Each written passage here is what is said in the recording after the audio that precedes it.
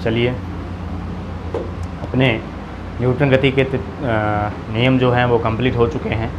अब अपन स्टार्ट करेंगे बल। और बल है क्या, इसके बारे में बात करेंगे। बल कितने प्रकार के होते हैं इसके बारे में अपने बात यहीं कर लेते हैं। उसके बाद ये अपना टॉपिक हो जाएगा कंप्लीट। फिर अपने स्टार्ट करेंगे कार्य, ऊर्जा और शक्ति। तो फिजिक्स के इकाई मात्रक, दूरी, इकाई मात्रक और विमाएँ, दूरी और विस्थापन, वेग, चाल, न्यूटन गति के नियम, कार्य, ऊर्जा और शक्ति, यानी मैकेनिक्स वाला पार्ट लगभग क्लियर हो जाएगा आने वाले 1-2 दिन में। ठीक है, तो चलिए स्टार्ट करते हैं अपने बल या फोर्स। बल किसे कहा जाता है? बल या फोर्स किसे कहा जाता है उसके बारे में सुन लीजिए। बल वह घटक होता है, वह कारक होता है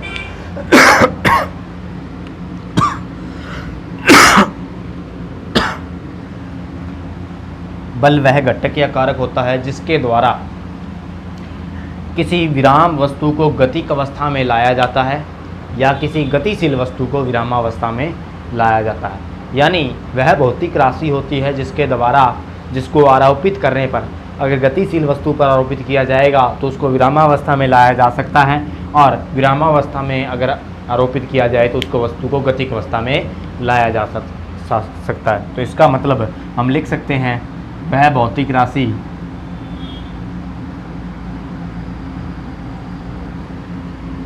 जिसके द्वारा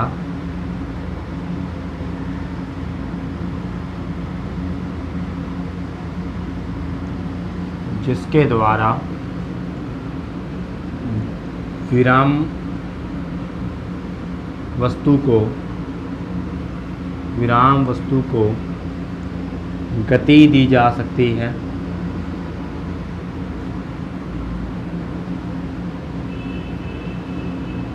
तथा गतिशील वस्तु को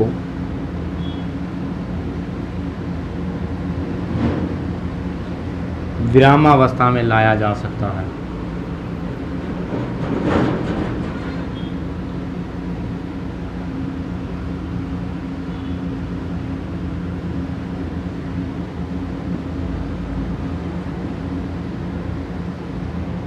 नेक्स्ट, बल और किसे कहेंगे वो सुनिए। बल द्वारा किसी भी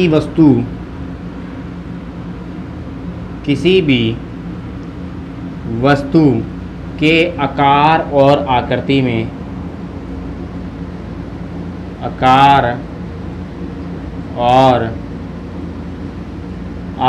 में परिवर्तन किया जा सकता है। किसके द्वारा? बल के द्वारा परिवर्तन किया जा सकता है। वस्तु के आकार और आकृति में परिवर्तन कर सकती है वो भौतिक राशि क्या कहलाती है?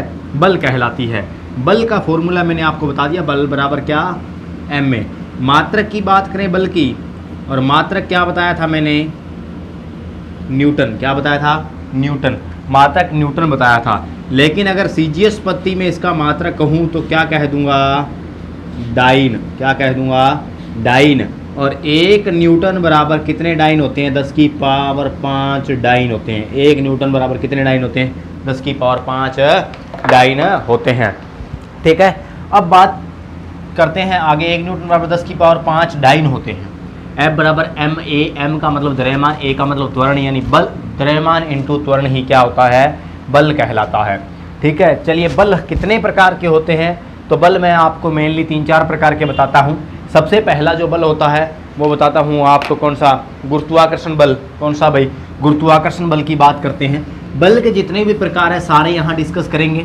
कूलाम बल या स्थिर वैद्युत बल, गुरुत्वाकर्षण बल, प्रबल बल, दुर्बल बल, ठीक है, अपकेंद्रीय, अभिकेंद्रीय और छद्म बल, ये सारी बातें यहाँ डिस्कस करेंगे। चलिए बल के प्रकारों में बल 3-4 टाइप के बताऊंगा। सबसे पहला मैं बल लेके आ रहा हूँ, कौन सा?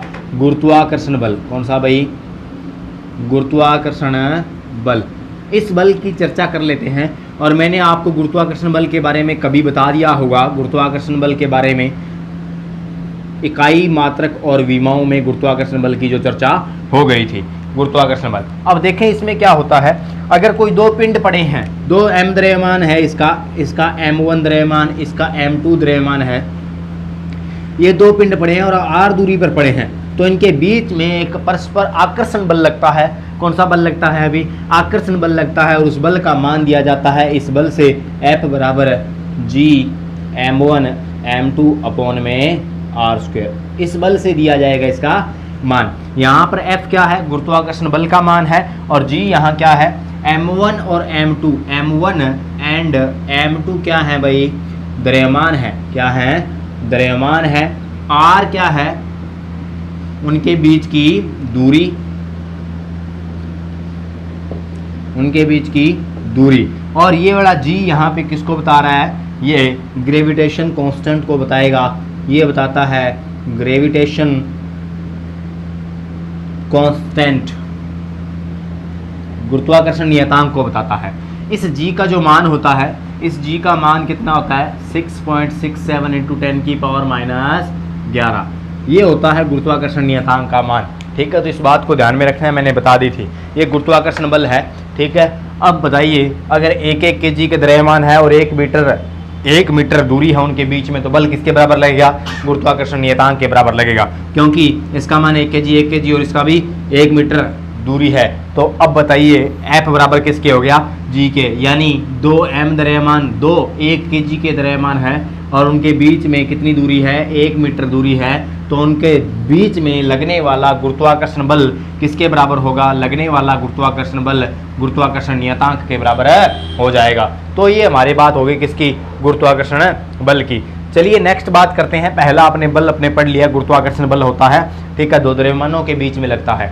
ध्यान रखिएगा, गुरुत्वाकर्षण जो बल होता है वो सदैव कैसा होता है? आकर्षण प्रकृति का होता है। कैसा होता है भाई? आकर्षण प्रकृति का होता है। पृथ्वी हमारे को क्या करती है? खींचती है नीचे की तरफ, अपनी तरफ आकर्षित करती है, तो वो सारे क्या है? आकर्षण बल होता है। दूसरी, ये लंबी दूरी तक तय करता है, ये लंबी दूरी तक काम करता है। ठीक है, तो इसकी प्रास जो होती है, प्रास जो होती है वो क्या होती है? प्रास क्या होती है? ज़्यादा होती है। प्रास क्या होती है भी? ज़्यादा होती है। गुरुत्वाकर्षण बल की प्रास क्या रहती है? ज़्यादा रहती है। अब करते हैं बात किसकी? बताइए इसकी सामर्थ्य क्या रहती है? इसकी सामर्थ्य यानी इसके पास शक्ति कितनी का है? गुरुत्वाकर्षण बल की शक्ति क्या होती है? कम होती है। आप कहोगे सर कैसे कम होती है? मान लो कोई नीचे पत्थर पड़ा है, आप उसको उठा सकते हो, गुरुत्वाकर्षण इस बात का विरोध करता है, लेकिन आपने गुरुत्वाकर्षण का उल्लंघन करते उस पत्थर को हटा दिया, वहां से उठा दिया। इसका मतलब क्या हुआ? गुरुत्वाकर्षण के पास इतनी सामर्थ्य नहीं है, लेकिन इसकी जो सामर्थ्य है, इसकी जो प्रास है वो क्या है? बहुत ज़्यादा दूरी तक है। क्यों है? क्योंकि दो पिंडों के बीच, पृथ्वी सूर्य के बीच, पृथ्वी चंद्रमा के बीच, ऐसे ग्रहों के बीच क्या लगता है? गुरुत्वाकर्षण बल लगता रहता है। इसका मतलब इसकी प्रास तो ज़्यादा और सामर्थ्य क्या रहती है? कम रहती है। इसके पास इतना जोर नहीं है, तो प्रास ज़्यादा रहती है, सामर्थ्य क्या रहती है? कम रहती है। और सदैव कैसा होता है? आकर्षण प्रकृति का होता है। ठीक है, तो ये अपने बात कर ली किसकी? गुरुत्वाकर्षण बल के बारे में। गुरुत्वाकर्षण बल की सारी बातें अपने यहाँ कंप्लीट हो चुकी हैं। ठीक है, धन्यवाद।